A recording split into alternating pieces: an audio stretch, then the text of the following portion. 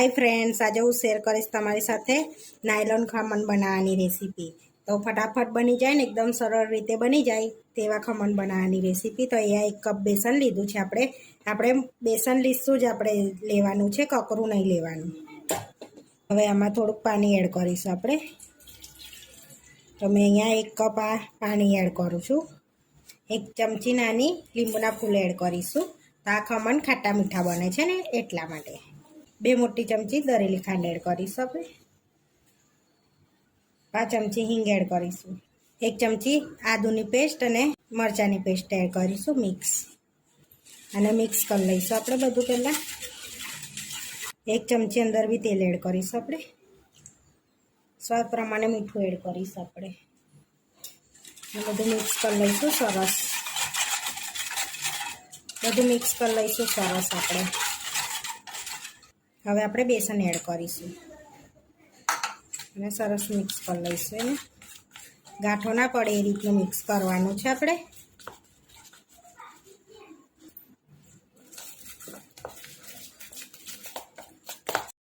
હવે આપણે 10 મિનિટ આને રેસ્ટ આપીશું।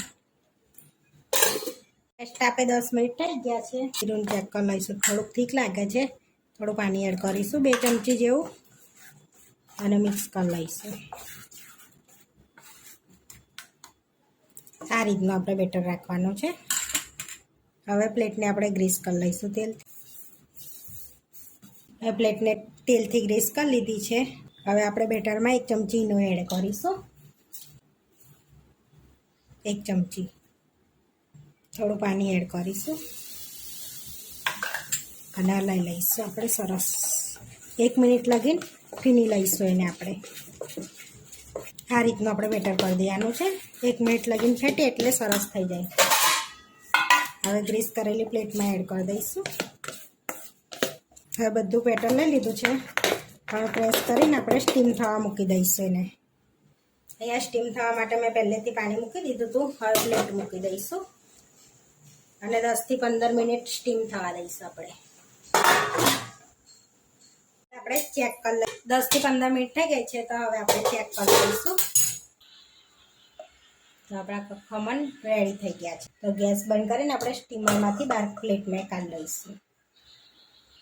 હવે આપણે આ થોડા ઠંડા થાય ત્યાં સુધી એની પર વઘાર કરી લઈશું। વઘાર એડ કરવા માટે આપણે તેલ લઈશું।